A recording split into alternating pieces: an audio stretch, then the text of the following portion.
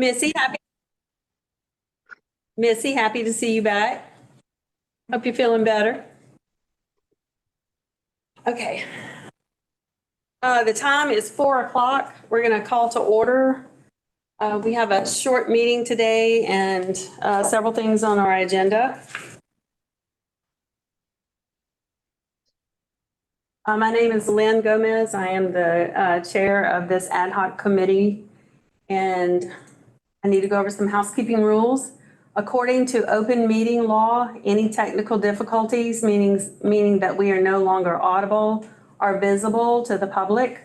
If that occurs, the meeting will have to be recessed until the problem is resolved. If the problem cannot be resolved within 1 hour, the meeting must be adjourned. The meeting will be recorded. ASL interpreters and live or manual cart services are being provided during this meeting. Public comments will be accepted during the appropriate time on the agenda. If you have a comment to make, please place your name in the chat box and you will be called upon. We'll remind you when it's time for public comments, but just want to let you know that public comments are limited to 2 minutes per person. We're going to do a roll call. Denise Crochet. President. Earl Hardin. Here. Leslie Knowles. Here. I'm here. Melissa Welch. You have to hear your voice. You're still muted. Here. My laptop's not working. Oh, okay. Natasha A. Mummy. Here. And Walker Estes, who is not here. He may not be able to join us today at all. All right, our first item of business is the agenda for today. Do I hear a motion that we approve the agenda? I move we approve the agenda. All right, that's Denise. Seconds. And Leslie seconds it.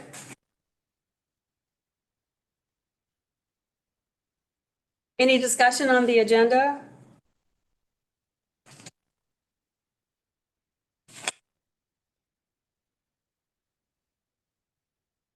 Seeing none, we'll vote. All in favor, remember, I have to hear your voice. Denise? Aye. Leslie? Aye. Earl? Aye. Missy? Aye. Natasha? Aye. Okay, motion carries. We'll now go to approval of the October 4th minutes. We'll save ourselves a little time. We've been doing a little research for a workshop that we're doing Friday night at LRID on Robert's Rules of Order, and we do not have to have a motion on the minutes. So the minutes were presented to you. Might need some people to mute. There we go. For October 4th.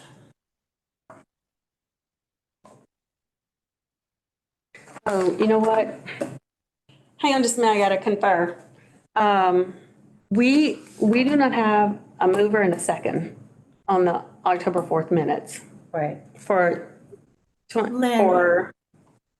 That is the October 18th minutes.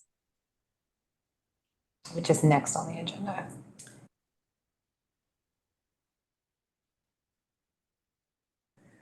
I think it was the it last. occurred, well, it was during the October 18th meeting that we were voting on the October 4th meeting, and we didn't get a mover and a second on it.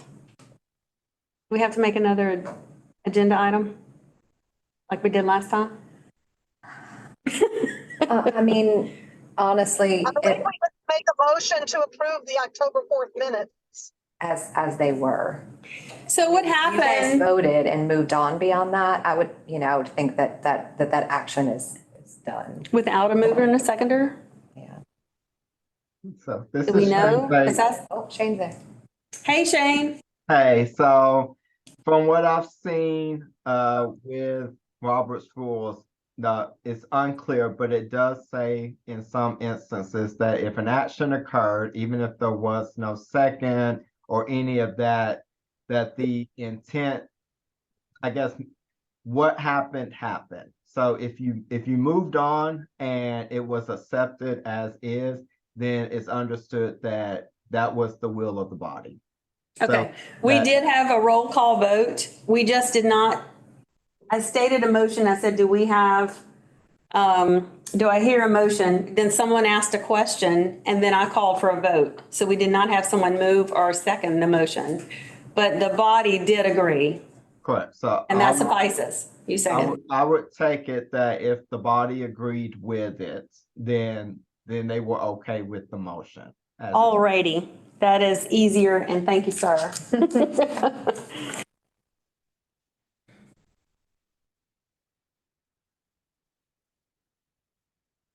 So did we approve the October 4th minutes at the last meeting?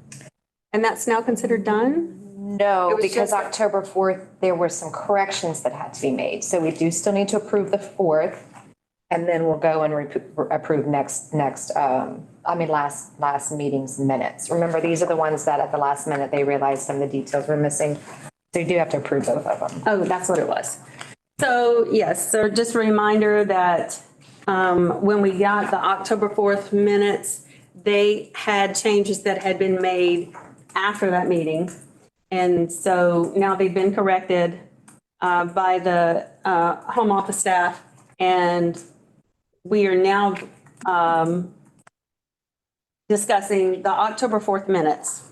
Are there any corrections to the minutes?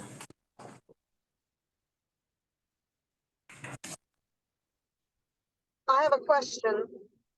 Yes, Denise? Were they or were they not the October 4th minutes that we never came out of the committee of the whole? Correct. That's the same. Okay, so. And has that been augmented since then? It's been changed. It reflects that on the minutes that you didn't have a motion to come out of the committee as a whole, but I do believe, this is Jana speaking, sorry. I do believe that was also Shane's advisement that, again, it was kind of understood that it was the action of the body to conclude that meeting as it was.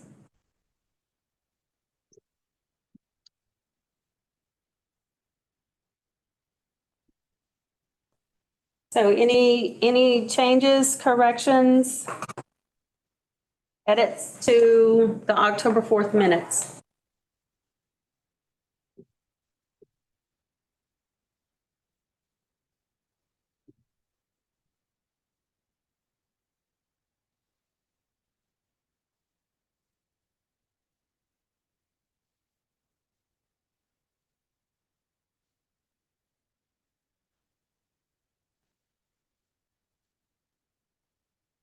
All right, seeing none, oh, Earl, you still reading?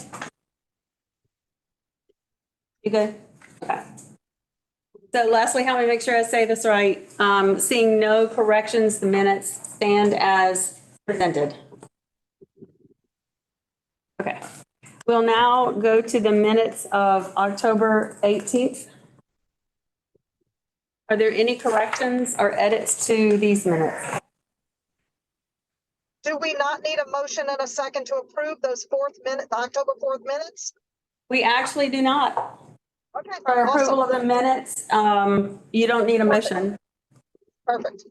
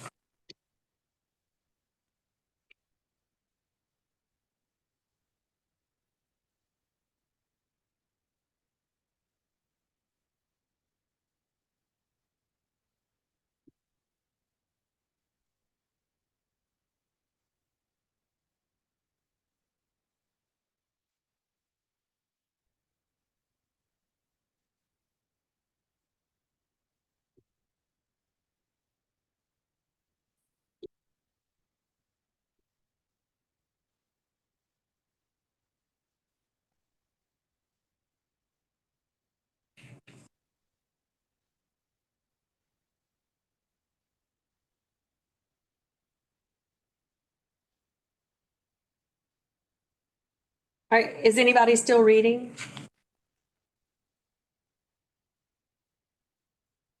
Okay, so no changes or corrections to the minutes? Okay, the minutes stand as presented.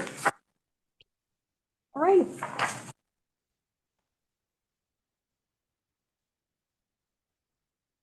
We're now on Roman numeral 6, which is public comments. There's a 2-minute limit per person. Jasmine, do you have anyone wishing to make public comment? This is Jasmine. There is a public comment. Cami Gasfire would like to make a comment from Zoom. And I'm not sure, those who are inside, I think there's a sign up list for those who would like to make a public comment. You signed up? Tammy has to go live. Okay.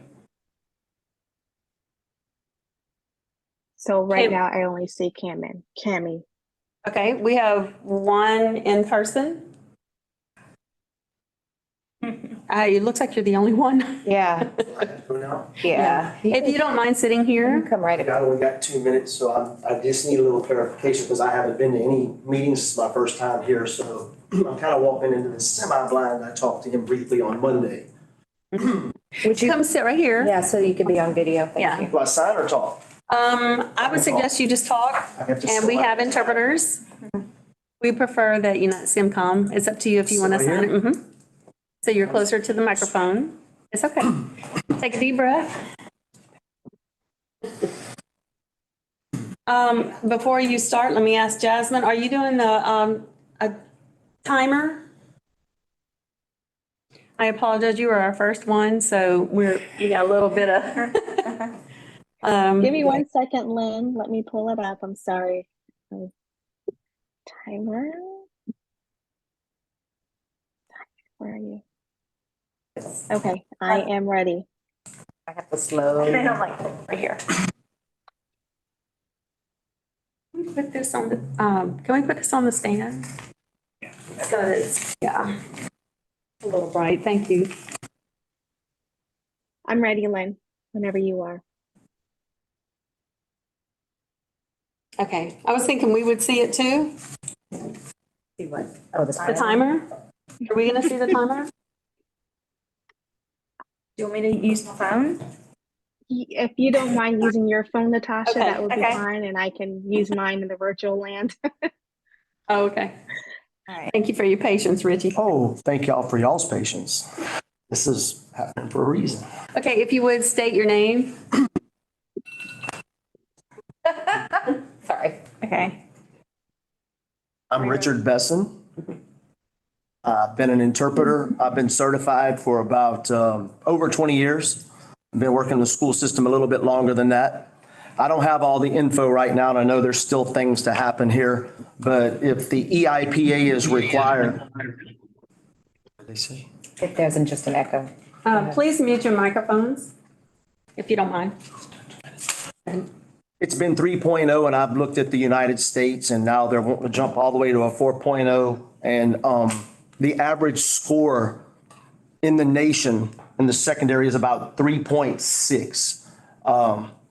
It's $350 anyway. I'm nationally certified. I keep up with my CEUs.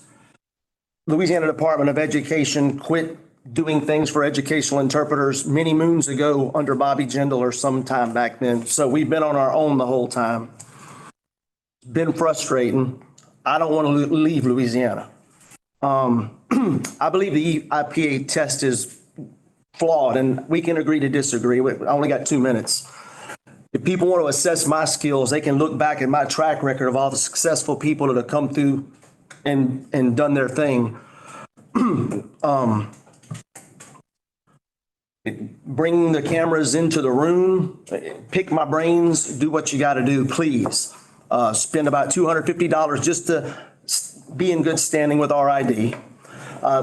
Workshops cost at least $300 per year. That's not including if I want to go to Baltimore, Maryland for $695. All that with the expenses. So Texas, Florida, they would accept me like this. I've talked to a few people. I would like to stay in Louisiana. I'm always wanting to learn and grow. That's not even an issue. This is for the kids. It's larger than me. There's a purpose in all of it.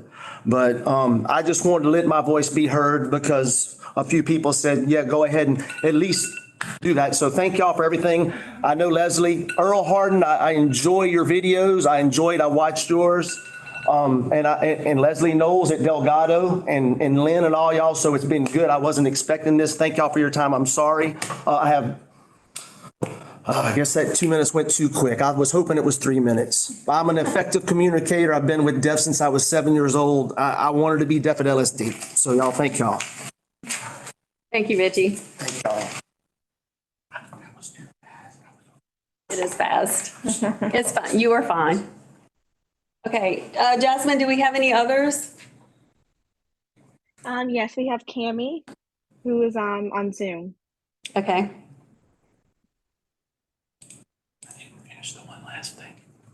Okay, Cami? Natasha, are you able to do the timer again? We were able to hear the thank you so There may much. be opportunities later. I was just asking to be grandfathered. That was it. Or look at it. We have a meeting later. I'm sorry. I want to take more time. Thank you, Richie. Okay, Cami?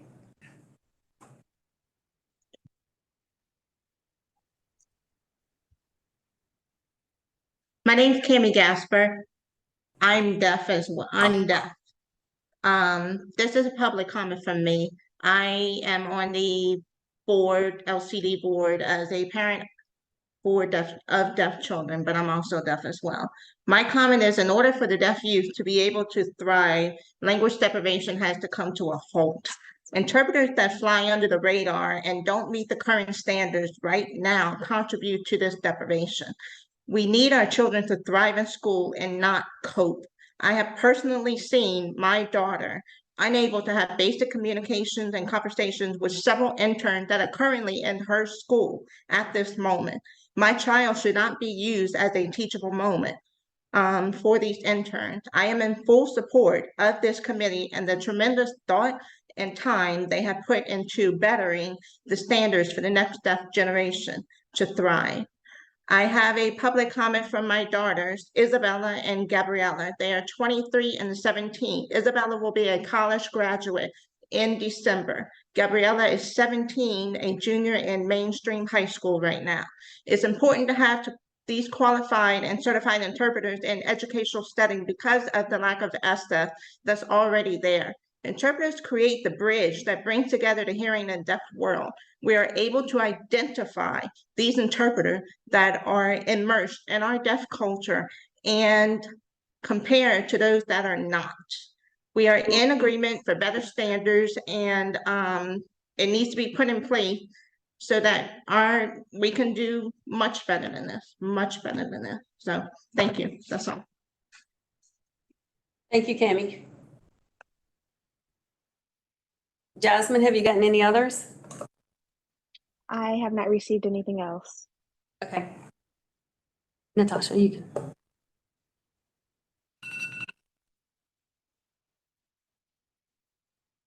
Okay, that concludes public comment. We're going to move to old business. I meant to mention this earlier. I see we have 27 people who are participating today via Zoom. If you don't mind, not the committee members, but anyone else who is visiting with us, could you go in the chat and type your name and where you're from? We'd like to see which areas of the state are represented. Old business, educational interpreter administrative code, alternative pathways.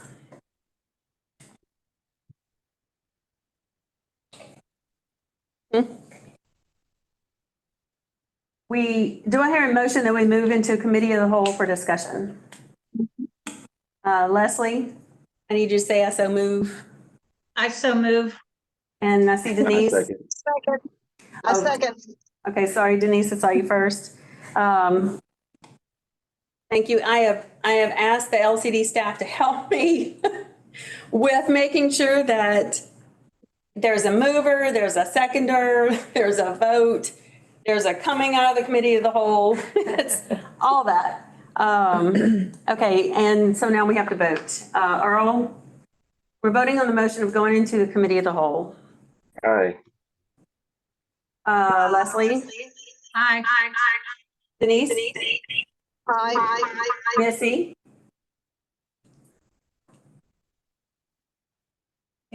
Natasha? Aye. Missy? Aye. Okay. And the motion carries. We are now functioning as a committee of the whole. And somebody please remind me at 5:20, we have to come out of committee of the whole. So now alternative pathways. Jasmine, do you have a Google Doc for us? Yes, let me share my screen.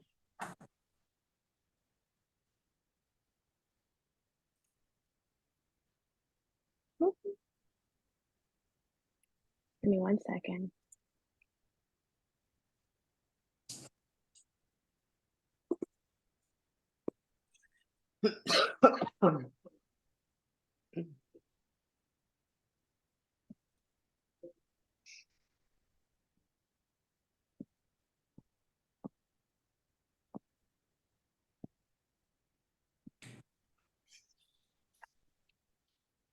That's the other one, Does everyone see Jasmine. my screen? There you go.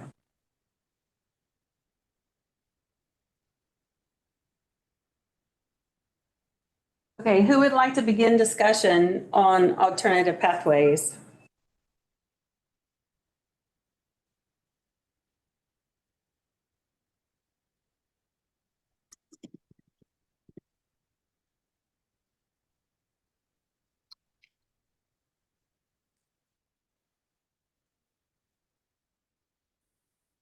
Leslie. Oh, Earl, I just saw your hand. Leslie, then Earl, I'm sorry. This is Leslie. I just have a question. This is alternative, never mind, I just read it. Alternative educational requirements, exceptions, pathways. Is this for educational interpreters working in an educational setting, or is this for everybody? This is Jana, if I may. These are for everyone. So these were just examples from RID of their alternate pathway for the educational component, but not necessarily for people working in education.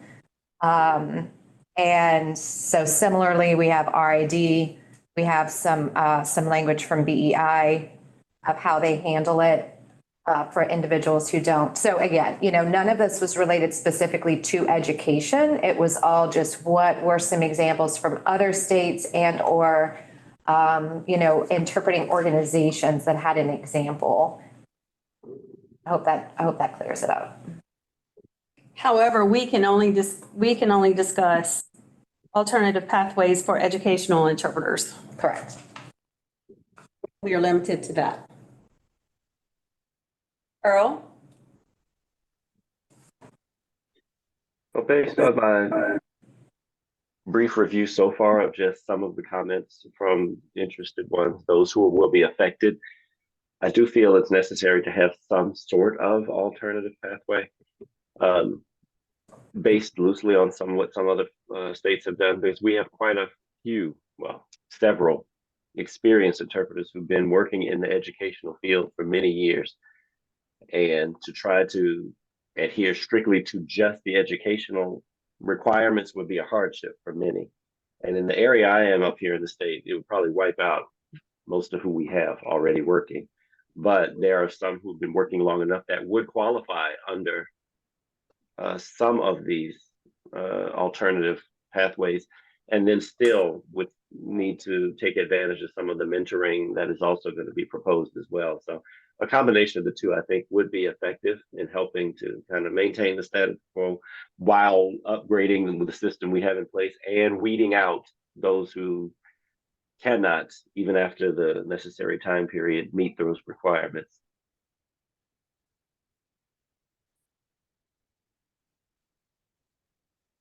Okay, thank you.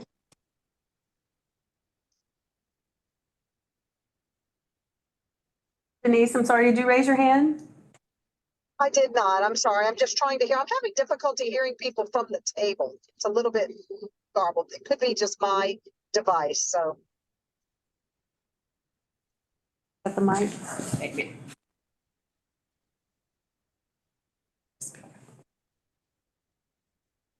Okay, so, does anyone want to throw out a proposal for, and we're only focused on the education section, an alternative pathway for the education, and do we want to talk about alternative pathway for provisional or, well, I guess it would work for either one. Just the number of hours for provisional is 30 and the number of hours for qualified is 60. You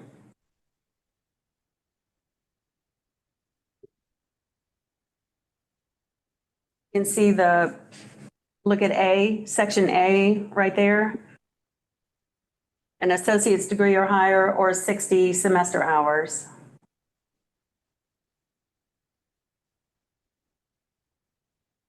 So I'm guessing we're basically looking at what is equivalent to 60 semester hours or an alternative pathway to 60 semester hours.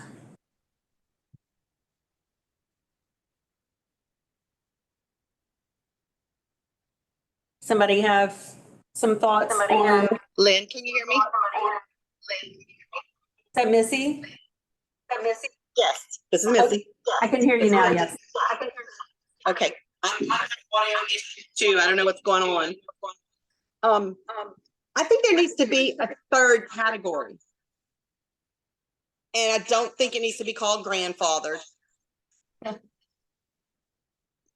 mean, we could follow the same CEUs, but you have to have some sort of pathway. I'm so sorry to interrupt. This is one of the interpreters. There is an echo that is disruptive. So if everyone who's not speaking can please make sure that you mute your microphones. Thank you. And Missy, are you on 2 devices? I am, If you but I can have the mute one speaker of them. off on one. Yeah, we're gonna need you to mute one of them. It is.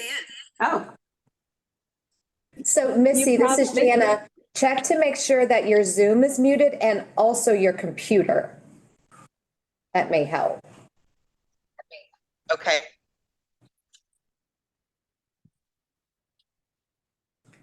give us a test of 1, 2, 3.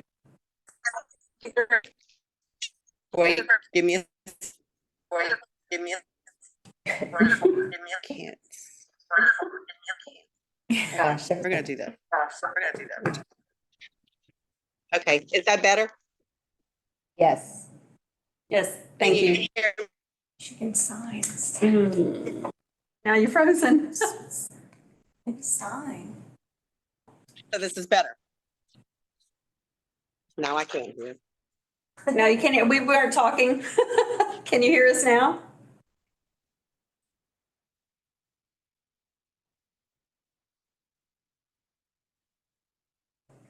Okay, let's try this again. Can you hear me?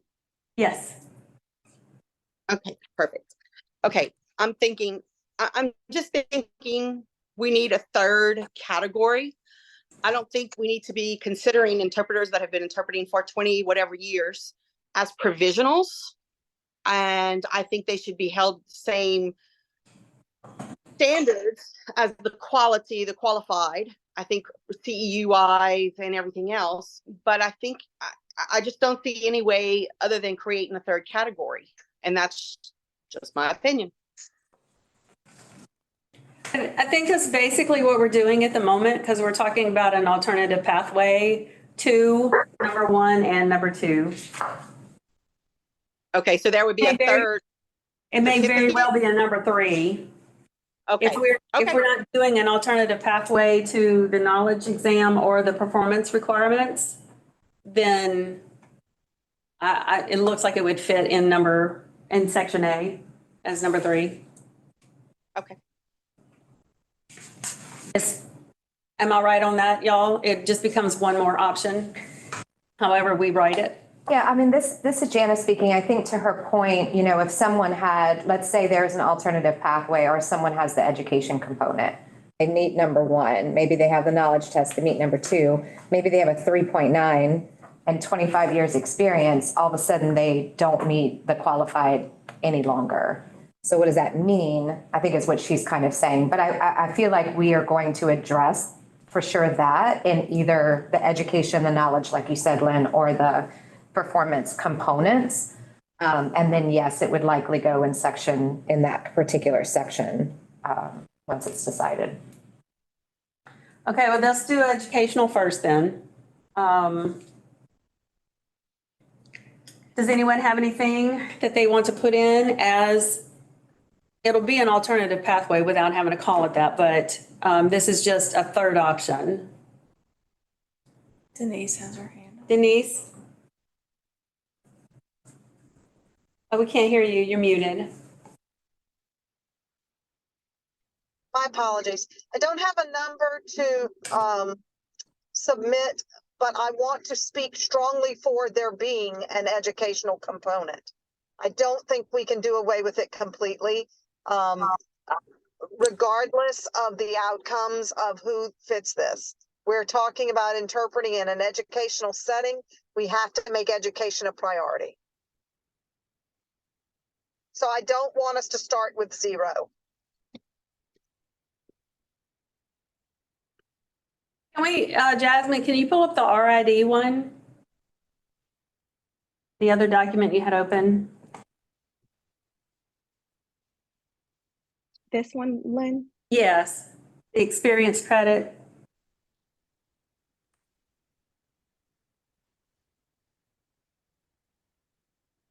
Do you want me to click on the link? Hang on just a minute. I want to read the second paragraph.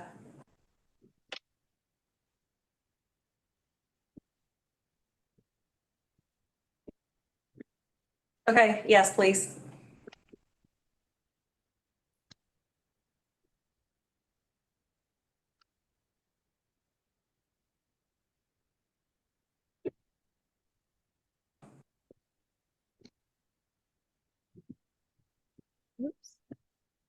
Can you make it larger? Yeah, and go to the second Yeah. sheet. That's the one that kind of shows the breakdown. Right.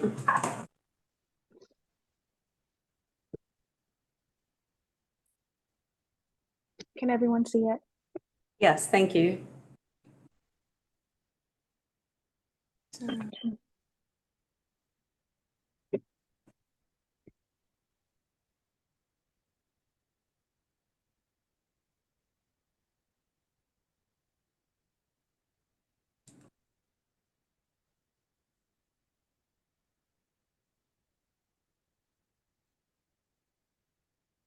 Probably should have done a mock one. So if somebody's been working for 20 years,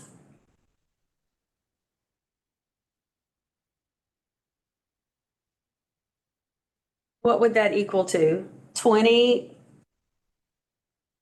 Oh, wait, full-time, 1 year is 15 experience credits. But 1 credit.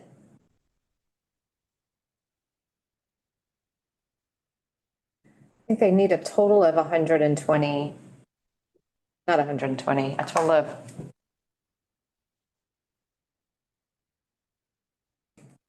Maybe they need.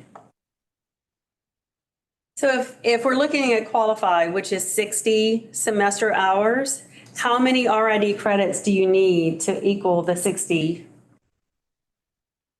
semester hours? So if 1 year is 15 experience credits, so that would be 4 years or 60. Is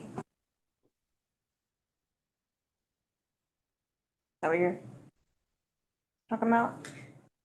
Yeah, so if you, So in this, it is 120 total. So they need 120 total experience credits from any combination of this category. So it looks like 1 year of experience will give them 15 of those credits. So if you have 20, it's 20 times 15. That's how many credits you have already.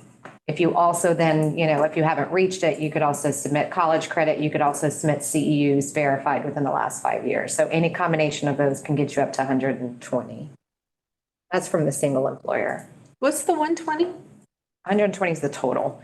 So you have to have 120 experience credits for it. That's like equivalent of a bachelor's degree.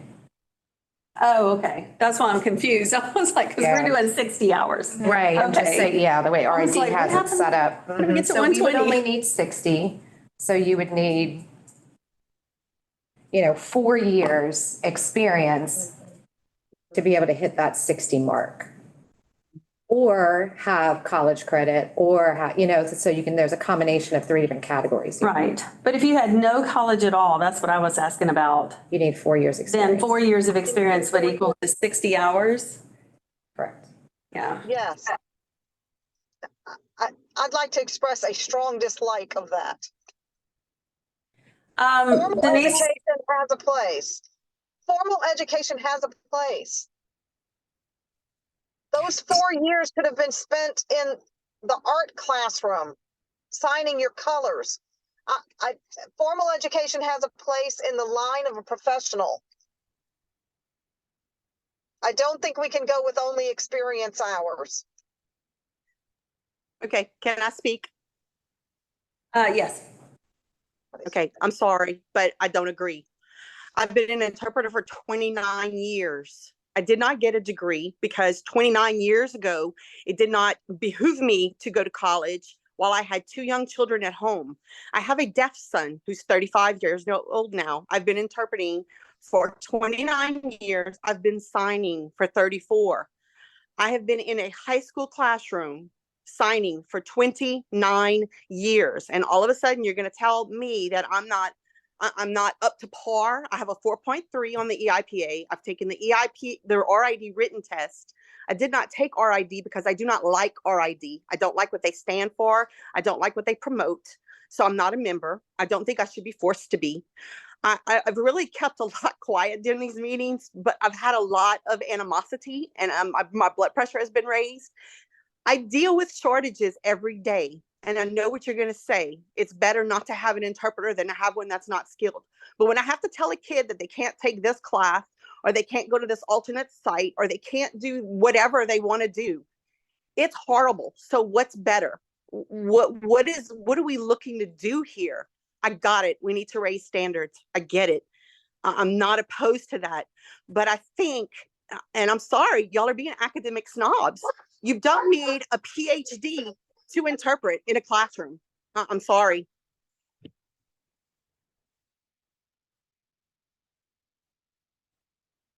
Anyone else?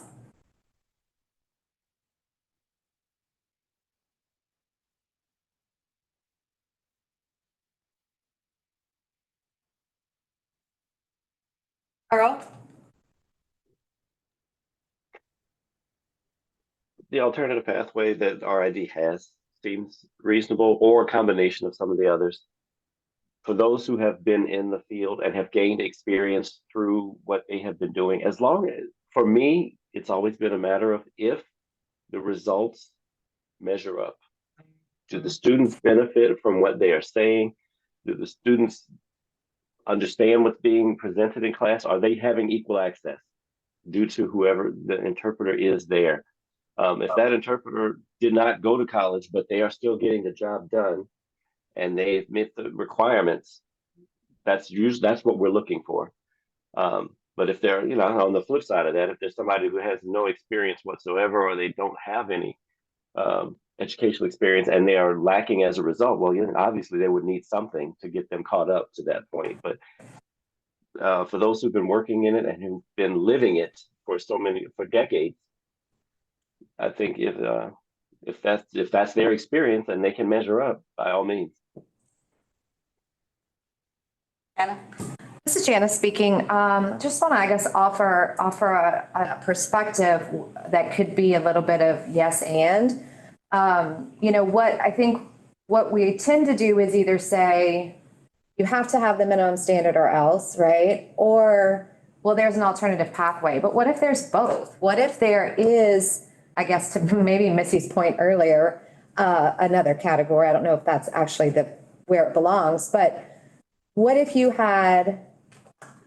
said, okay, for everyone who held an existing, certificate up until this point, who also has the years of experience to satisfy those educational components, get to use this alternative pathway. But at a certain date in the future, moving forward, any new issued people need to have the educational component. So to Denise's point of professionalism, that the education part, does have a place in the classroom and as a professional within the educational system. Everybody who works in education has a degree, right? I mean, not getting into the details of other employees, support staff, but everyone has a degree, right, to be able to be a professional in the school system. So, that may be something you could consider, which is, yes, there's an alternative pathway for current certificate holders, but people coming in the future would need to meet that educational component without an alternative pathway. But it could be a date in the future to where 10 years from now, you're going to see a big shift of the interpreters in that workforce who actually do have the college degree. And I just threw out 10 years. Y'all don't quote me on that. Okay. I'm just saying in the future, eventually that does wash over where you're not losing all your people now. But anyway, if you guys have any questions about that, but just kind of thinking of it as like this and this rather than this or this.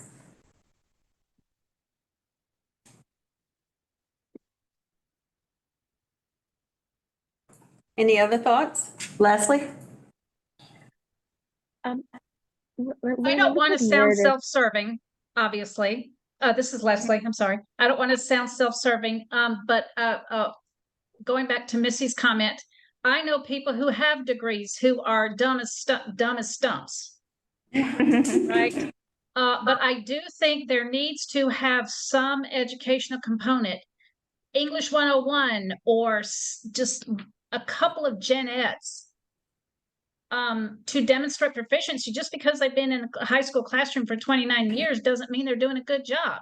And going back to Earl's comment, that would be great if we could assess everybody that's out there. How do we assess that they're doing a good job? The student graduates or the student is successful. How do we gauge that? I just think I'm with Denise. Like I said, it sounds self-serving to promote education. I'm a big proponent of education. And I think there has to be something put out there in gen ed, even if it's just gen eds. I'm not saying it all has to be there, but something. And then the interpreting experience, there's only a maximum of 15 experience credits that can be earned. Just as a note. Per calendar year. Per calendar year. Yeah, sorry, I thought I muted myself. Each calendar year, so. Denise? I simply want to follow up and say, I stand by what I feel is appropriate for a professional working in the system.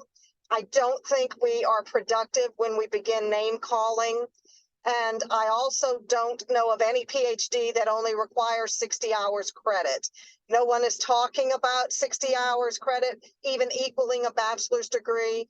I stand firmly behind. I think professionalism also has to be included with formal education when we're talking about an educational setting.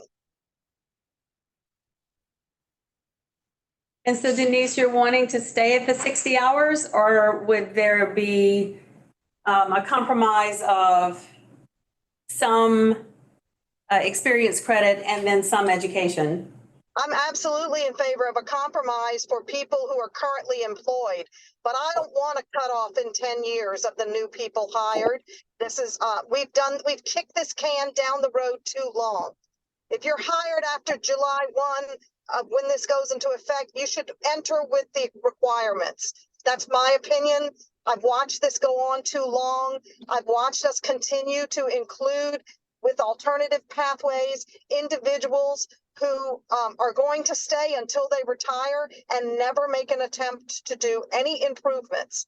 I've also watched continued hiring of people who are nowhere near the requirements. Keep in mind, this was discussed in our earlier meetings. It kind of fell by the wayside after we, got really deep into this. But keep in mind, there are so many people not even on the registry that are in school systems working. And I just stand firmly behind the concept of the only way to track anyone is to have them on the registry and have them meet these new standards we're trying to establish. I also, to follow up on Earl's comment, I don't think that, I think it behooves us to not measure students' outcomes with the interpretation that they're getting. There's too many factors that go into whether or not a student's successes can be attributable to their interpreter. I think it's more often that we could see some of their failures, perhaps, but there's other things happening there. Everything from prenatal to medical care to nutrition to parental involvement to socioeconomic to class to everything. So I don't think that we can say, well, my students have done great, I must have been great. We don't have a measuring tool for that, except for these standardized diagnostic tools that we're trying to make as a standard for Louisiana. And if we wait too much longer, these are years going by in these children's lives, years. I just think we need to stop the buck now. So Denise, this is Jana, just for a point of clarification. So with that perspective, you're suggesting that there is no alternative pathway. There is no alternative pathway for non-current certificate holders. So anybody just interested in becoming an interpreter would right away, as soon as these are ready and published and executed, they would be held to that standard with no alternative pathway. However, there could be an exception then for current certificate holders that we can still talk about. Because if that would be the case, then it wouldn't go in the minimum standards, it would probably go in exceptions. But just to your point, am I understanding you correctly? That's what I would like to see happen. I recognize we can't, I mean, I feel as though you can have a standard that is what has to be attained pre-hire.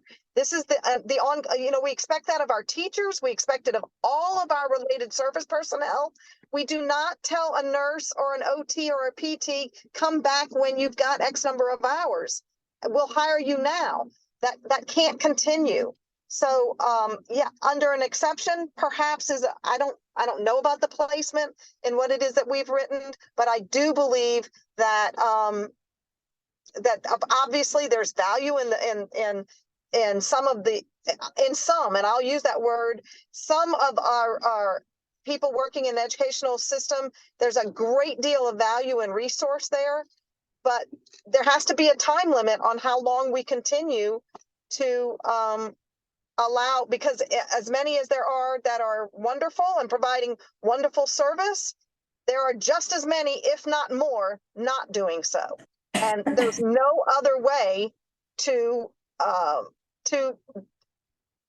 eliminate that.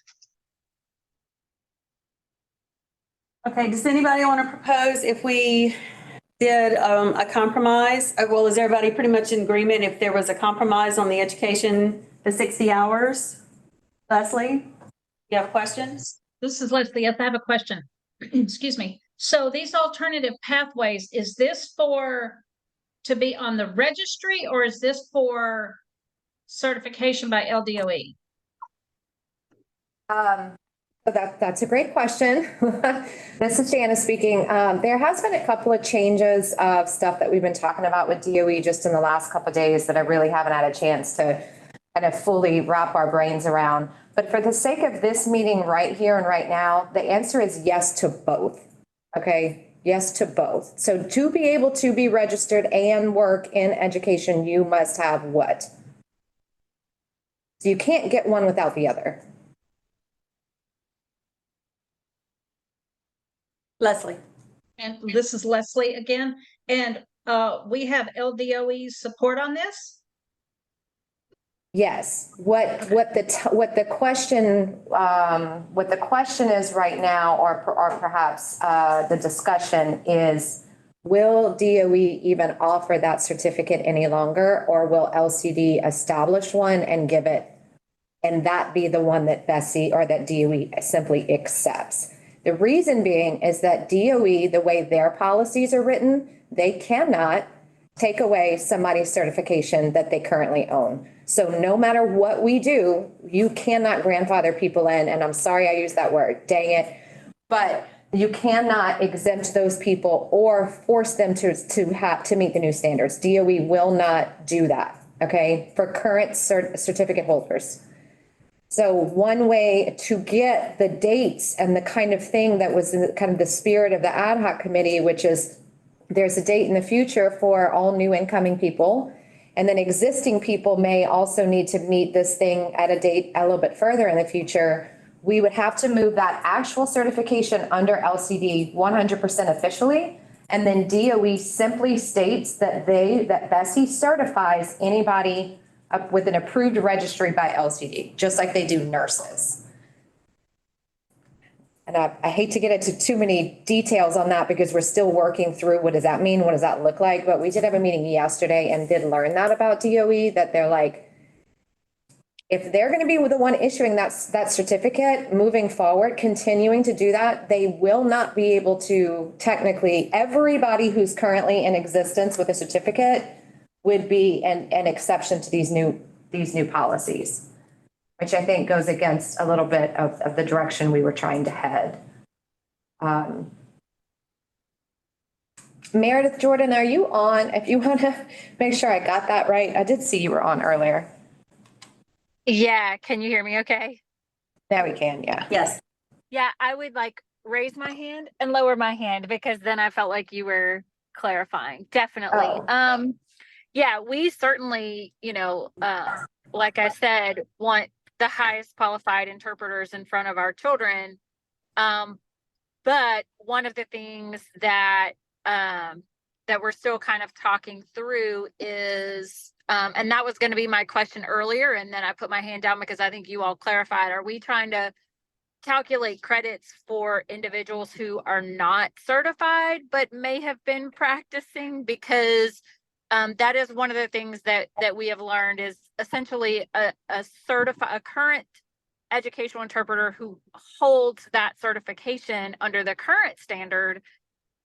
Essentially that certificate is, what in the legal world is called a property right. And so, if they met that qualification and they got that certificate based on a previous standard, and then we change the standard, and this happens all the time, even with teaching certification and requirements, that those, you can't take that certificate or then say, upon renewal, you have to now meet this new criteria. And if you don't, by the way, you no longer hold a certificate that you previously qualified for.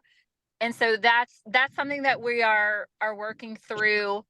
But certainly, right, for the future, you can set those new requirements.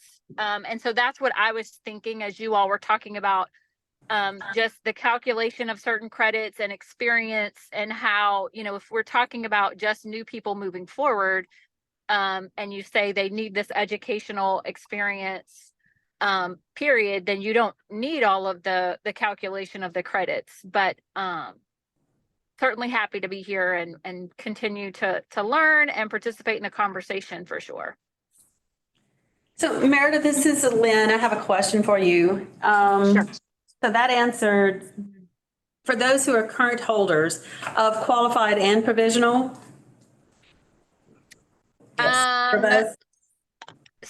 So if I need to check, Lynn, on the provisional. So if you're a holder of a current provisional under the current provisional standard, but you don't yet have a qualified certificate, it is likely that they can, if you have a provisional, but you haven't yet received a certificate, but your first time going for that qualified certificate, I believe, I'll have to check, Lynn, but I think they could have to meet that new requirement, yes.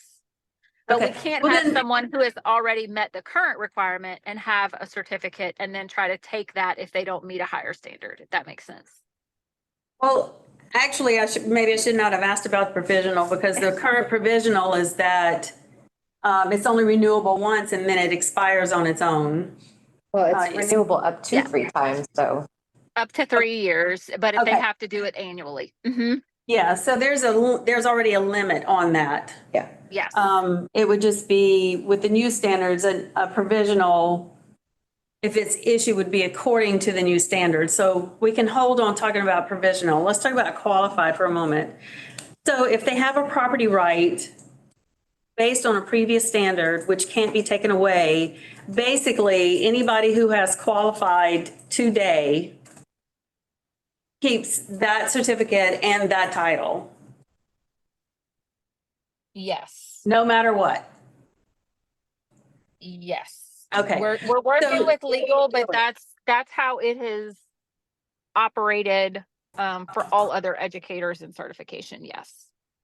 Okay, so are we allowed to select a date so that there's not some onslaught right now of people running to take or get the qualified who are not going to meet the new standards? Or is that just how this works anyway?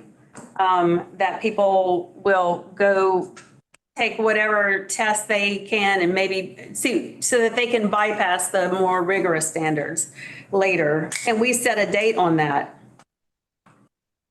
That's I what see what we, you're saying. Yeah. I see what you're saying. yeah, like, So could we say by, typically- Yeah, I see what you're saying, and I get it. You may very well have people who start to try to get in with the current standard. So typically what and we've been talking a little bit on our side about the timelines. Typically what we do is once the rule is final, or once Bessie adopts a change to 746, what we typically do is give a 1-year runway. So for example, for a couple of reasons, to communicate to those individuals who are hoping to become educational interpreters, a year of communication around here is the new standard, here is the new change, communication to our school systems. Hey, here's the new requirement, right? To make sure we don't have folks who show up and think that they're really close to meeting the 3.0 mark with a GED. And, and then they say, wow, I had no idea that this was a new standard. So there will be a ton of communication that goes on in that year process and timeline for once the rule goes in place. Then we usually give a year before that qualification goes in place. You also have to just think about the fact that we're also now in the new standard going to require some education and some actual college hours. And so thinking about the typical time period from the moment a person would hear about this new standard, what would be a cycle of, them being able to, if they enrolled right then and there to start getting their coursework, what would be a cycle for them? How many years potentially would it take them to get that coursework done? So just things like that we can think about and talk about regarding the timeline, I think are important. okay, so anyone who has qualified right now or basically gets it within, say, the next year and a half would be under the old standards. Correct. Because when would you anticipate, let's say, the SAP, the SEAP, and the BESE? Once when all the ABCs have approved it, and then 746 has to go out on notice of intent, just like administrative code. Mm-hmm. Do you think that would happen? I mean, by July 1? I think it will be very difficult to happen by July 1, 2024. So now so if we go to a January or a March Bessie, we may come off of notice of intent by the summer or August, like early next school year. But then still, if we pretty much do like we have typically done, and at that point, it would say that new criteria would go into effect for the 2025 school year, if that makes sense, right? To give that year timeline of actually communicating all of those new requirements. And this is Jana. I just, I want to make sure that we're thinking of the two different options too, which would be that this certification moves under LCD 100%. DOE does not provide those any longer, only recognizes it, because then all of these requirements now change. We would still have to be very thoughtful and intentional about putting dates in the future and how would we handle those who currently have it or do have it. All of that would remain the same, but the structure of the requirements of DOE would no longer apply. So, but with that being said, we just, so, and just to clarify, so Lynn was asking for a little bit of clarification.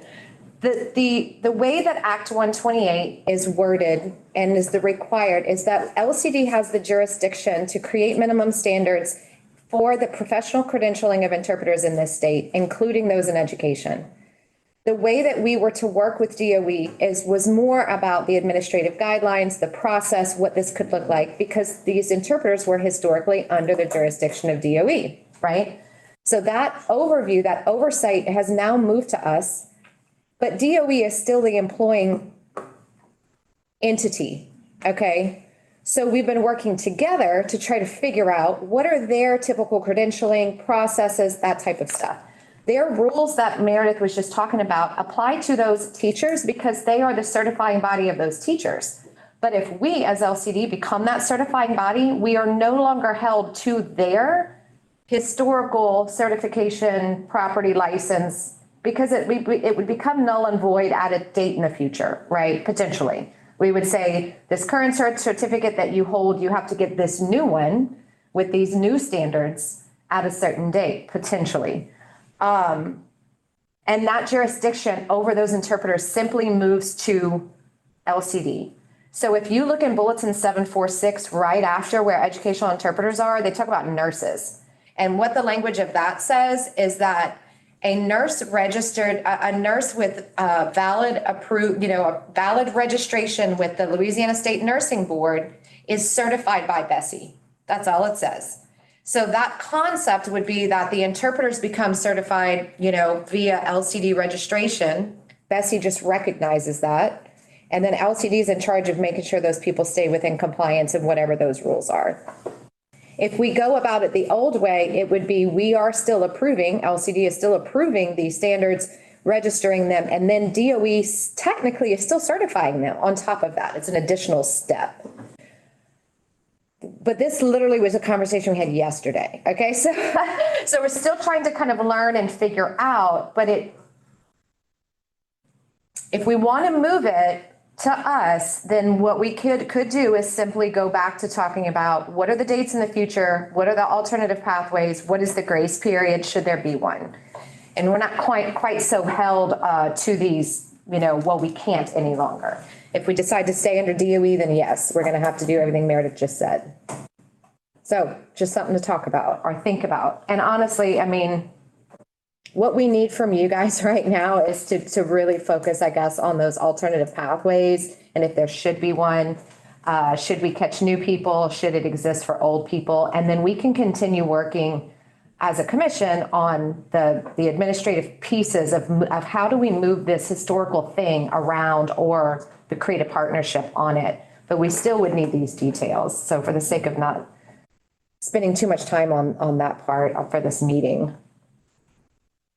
I don't know. I just made it worse, Lynn, and I apologize if I do. Yes, because I was going to say without knowing where it's headed, then we're doing a lot of, well, if it's this, then we say this. And if it's this, then we say this. So there are lots of ifs for us. The way it's set right now, though. I guess I would say in a perfect world, would you want existing people to have a pathway? So whether we find out they all get an exception anyway, then that's a moot point. But what would be the spirit and the desire of the committee to say, yes, they should or should not have one? And then we can continue to work to find out if they're gonna even have one, but at least we'll know it,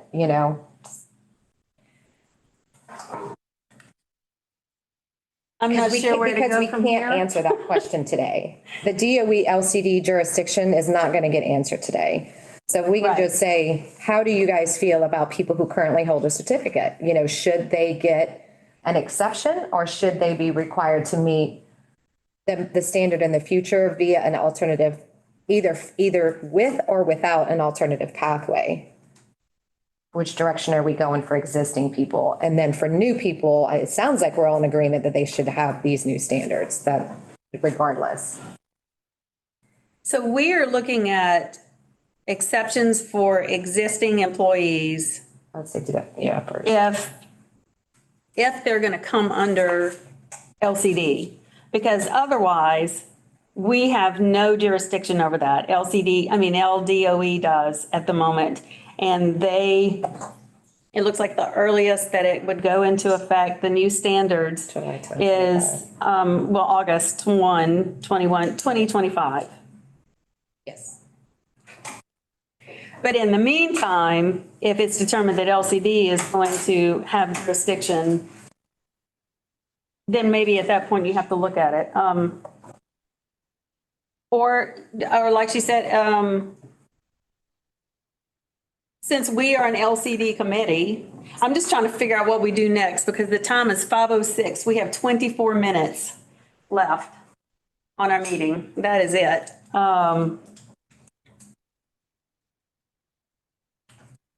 Are you wanting exceptions for those who are existing qualified certificate holders and the ones who are going to get qualified certificates between now and August of 2025? Do you want exceptions for those? And does anybody want to throw out numbers if you're interested in a compromise? Let's start with some numbers maybe. Can you restate the if then?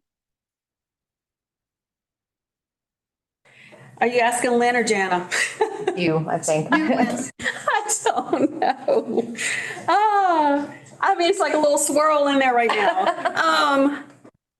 So as I understand it, right now, everything's still going to be, we don't have answers, but if it stayed as it is now, people who are current employees who have a qualified certificate, that's all we're going to talk about right now, would, and get one between now and August of 2025,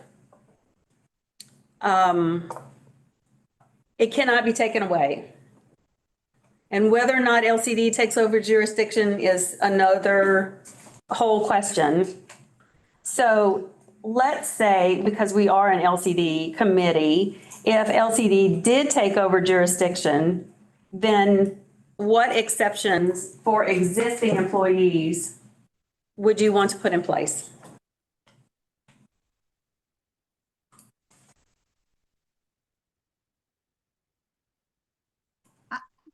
I don't know that we can write something with an if LCD takes over, if LDOE takes over.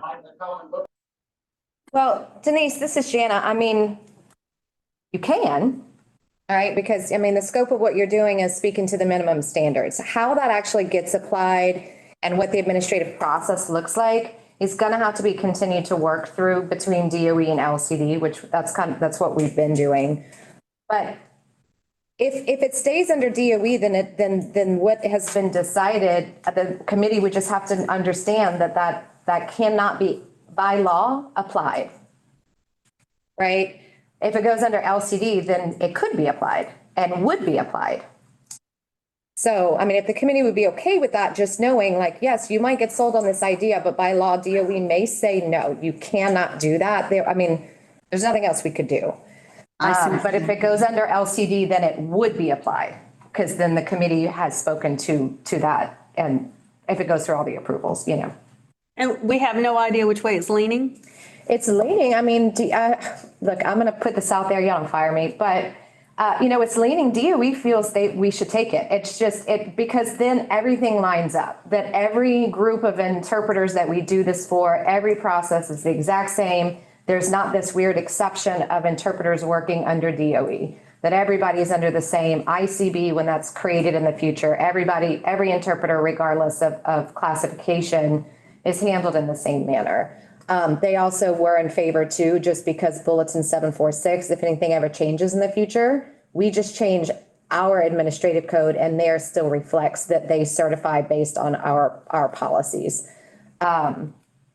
As you guys know, there's nobody in Department of Education. Now granted, Meredith, thank you. Thank you for your involvement and your participation thus far. I think that's a nice change from what we've seen in the past. But you know, there is no one there in the State Department that really can speak and advocate on behalf of these children and the workforce. So it would be a lot easier to do it that way, honestly, to just put it under LCD. By law, it is under LCD's jurisdiction. So I don't want to say that it's not. We would basically be help me out here, interpreters, like we'd be providing DOE the authority to issue that certification on our behalf. But the jurisdiction is ours by law. And we would set the standards, LCD would set the standards? That's what we're doing right now. No, for whatever certificate that LDOE. LDOE wouldn't even issue a certificate any longer. LCD would. So whether we said registration is your certificate, or maybe there's a piece of paper that gets downloaded with a state seal, just like DOE does, like we would create something, or that would be the thing. So then an interpreter would have to provide that to their HR personnel in order to get that job. It's a lot, yes. It's complex, I know. It is complex. So then the Lynn, question. It looks like Earl has his hand raised. I'm sorry, Earl, I overlooked Always it. in that corner. And under the record button. Yes, Earl. Just really briefly, just based on the discussion and looking at a lot of the comments, if there was some sort of evaluation process, we know that EIPA is in place, but after a certain point, everybody, whether they've been, in the system or coming into it, they have to pass some sort of assessment. We need to see what is the signing skill of this individual. Cammie mentioned a very good point earlier in the chat, and there have been other things mentioned that kind of speak to that, but some sort of universal assessment that can check the skills of those who are getting put in these educational environments.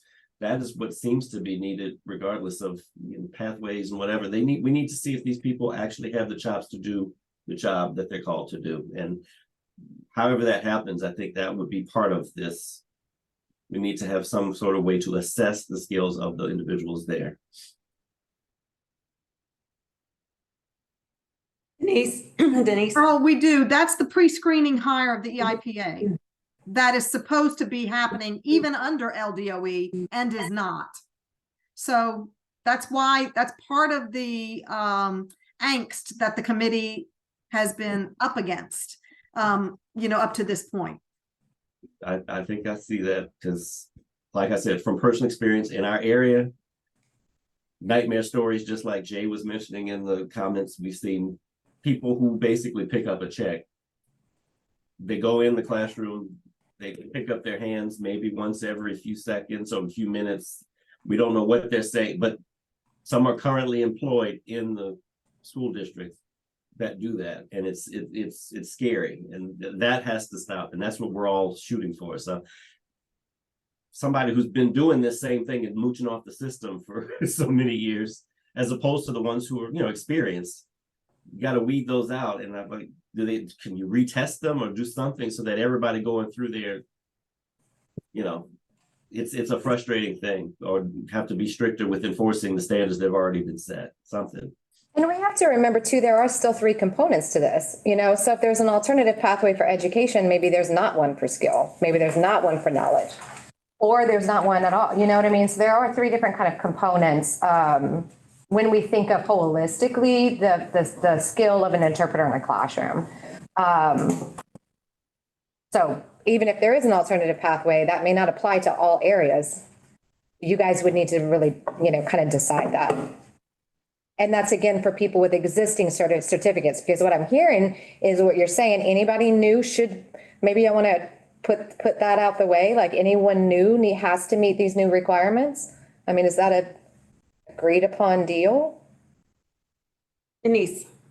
If we're discussing alternative, then that is already, it is already agreed upon. Alternative meaning someone who's already employed.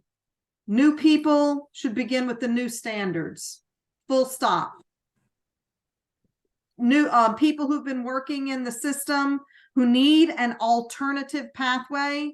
I'll propose that 15 of the hours have to be in a formal setting and the other, or the other 45. 45 can be these experience hours. That's the starting point.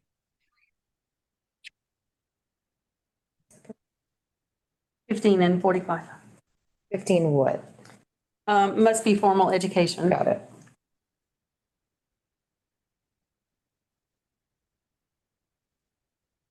The time is 5:16. Oh.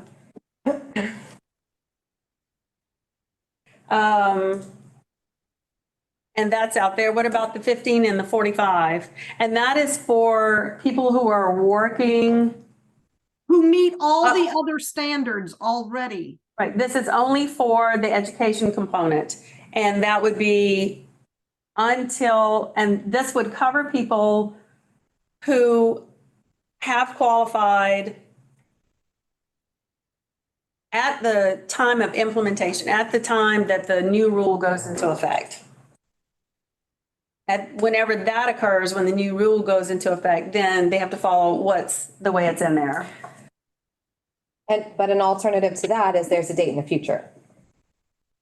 Okay, because just something to think about. So depending on which jurisdiction, again, if it's LCDs, this is going to be in April. I mean, do you want that to go in effect in April? Then yeah, you're losing people who don't actually currently have 15 hours of college credit. If it's a date in the future that's obtainable, to whoever's point they made earlier, about giving them time to acquire that 15 years of education, that's another option. Or it all just goes into effect at a date in the future. I mean, those are at least the three kind of options that I can see a little clearly.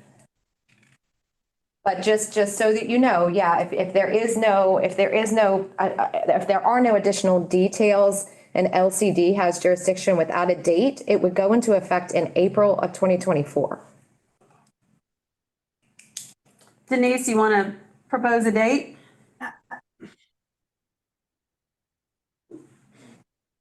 Sure.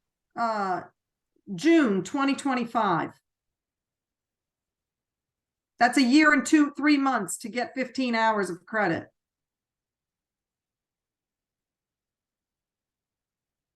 I mean, how do the rest of you feel about that 15 hours? I mean, this is a committee discussion, so please, by all means, share with us.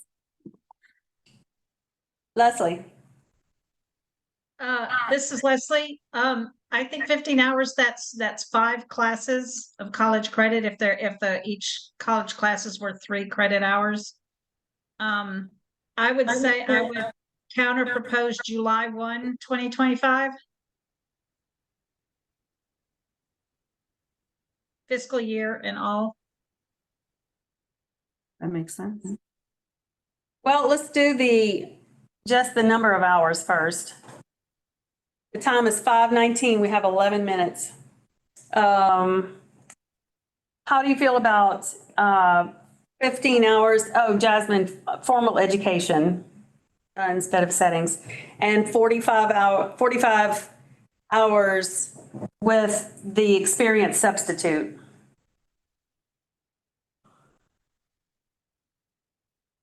Which, by the way, is only 3 years. 3 years. That's all that is. Right.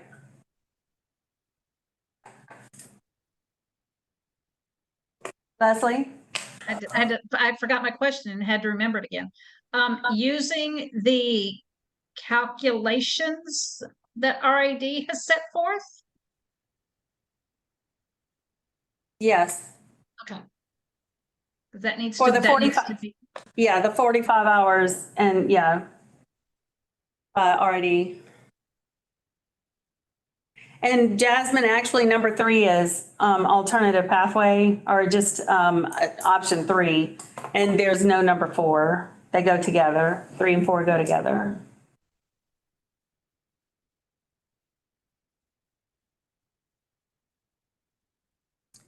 So how do you feel about the proposed times, the 15 and the 45?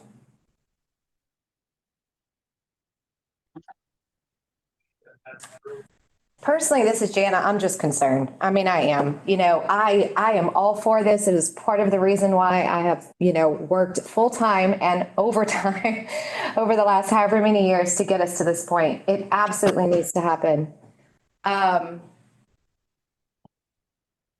If I were to hear this today and I didn't have a degree, and I was like, I've got from now until July 1st to get 15 credit hours. We have no idea what people have going on in their life right now.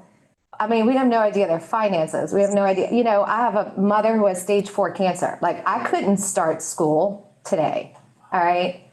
You would lose me as an interpreter, even though I have over a 4.0, even though I have, now granted, sorry, I have a degree. That's different. But if I didn't, all right. So I'm just trying to think realistically.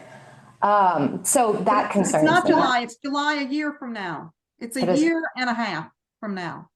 Correct. I'm just saying, realistically, again, somebody who's been doing this for 29 years is going to go back to school? Or are you going to lose them in a year? I'm not going back to school. So, just 30 hours, I forgot to say. Just thinking of the risks, thinking of the pros and cons. I just don't know. I don't know how I feel personally about it. I mean, if my opinion is worth anything. Can I speak? Missy, yes. Can y'all hear me? Can Yes. you hear me? Yes. Okay. My internet went out. I had to come back. I'm sorry. Oh,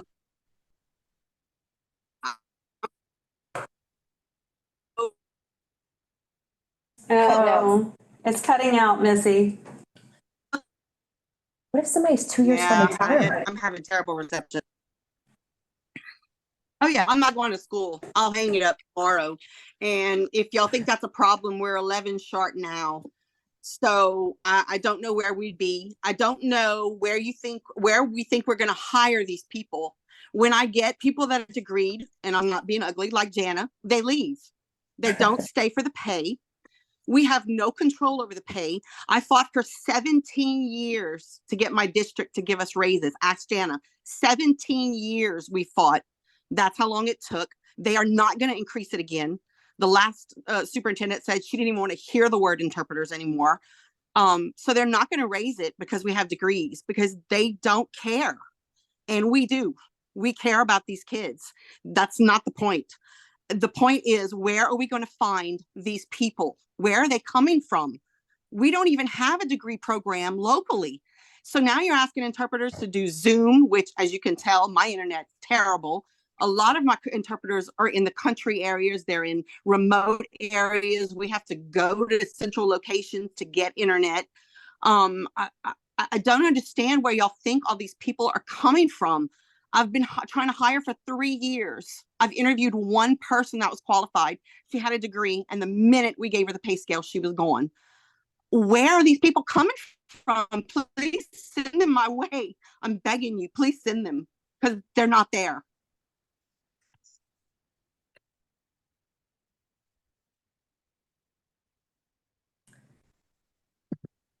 We are almost out of time. We have offered to the, we have 6 minutes. We have offered to the commissioners who. An extended meeting, sorry. We can either have a motion to extend the meeting if you'd like. We got heads shaking no. See at least 3. But with 6 minutes left, I don't see that we're gonna have group consensus on anything. On the current topic rather, not on anything, but on the current topic. And then looking at new business, we're not going to be able to reach group consensus on that as well.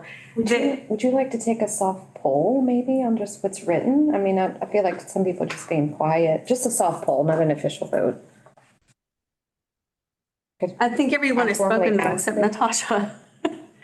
And there's some confusion about the exception for existing people and then the July 1, 2025. It is and maybe there's no confusion, that it's the new standards, what is now written in section A would be required for everybody starting July 1, 2025? Is that what you were saying, Denise? No, I was saying for people who were already employed, Yes. not the new standards, not an alternative pathway for newly hired individuals. This was to find an alternative pathway of 15 hours for those who have years of experience. Right. So Jasmine, it would not be number 3. Correct. Needs to be just It a would note. be just note alternative pathway. And it would be for existing educational interpreters and would be allowed until July 1, 2025. And at that point, whoever is coming in has to follow the new standards. Is that right, Denise? Yes, that was my intention when I threw those dates out there, those numbers and dates out there. Also, you might want to add into these notes if LCD takes over. Otherwise, if it remains under LDOE, all of this discussion is for naught. Right. This is Janice speaking, if I may, since we only have 4 minutes. By law, the commission is responsible for writing these rules. If consensus cannot be made by this ad hoc committee, it is likely going to fall to the commission, meaning this staff, that would still work with the board and as many stakeholders as we can to come to a consensus that would then still be publicly, discussed and voted upon. But I do need to just make sure that it is clear that this cannot continue to be postponed. We will be now legally required to take over. So I do absolutely appreciate, hearing all of your thoughts and your opinions. But if a consensus cannot be met on some of these today, it won't be the last you hear about it, but it won't be necessarily discussed in such a formal manner in the future. Just this section, okay? The board's already voted on everything else, just to be clear. And I guess I have a response to that. And it's, again, when we first started and we talked about the very aggressive timeline to get all this done, I think that this group has worked diligently, and we have really progressed through some things, just that our time is up and we don't have these particular components done is no reflection on the ability of the committee to come to consensus. It's just that our allotted time together is running out. Absolutely. I said absolutely. Yeah, I mean, this is historical work here, and it's not easy, and it can't be done terribly quickly. So the fact that you guys did get through as much as you did, I certainly applaud you for that. I want to say one more thing, because I know that it's going to but I understand what you're saying and that the LCD office would do it. I believe in a group like this making recommendations, because the people who are on this group are certified, number one. They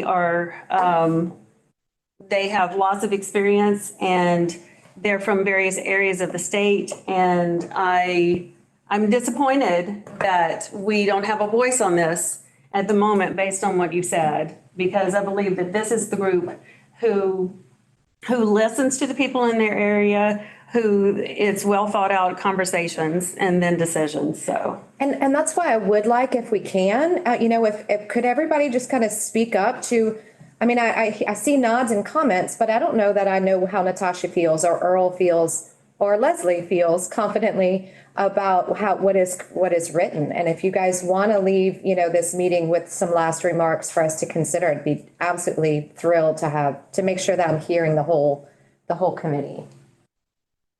It is 5:29. Do we have interpreters past 5:30? Yes. Jasmine? Yes. Yes, we do. We have interpreters and the captionist. Okay, how does this work? It is 5:30. We have to adjourn. And then we just, we hear what people have to say, because last time you were like, you can't discuss the business part of We it. can't discuss the business part if there's no motion to extend the meeting now.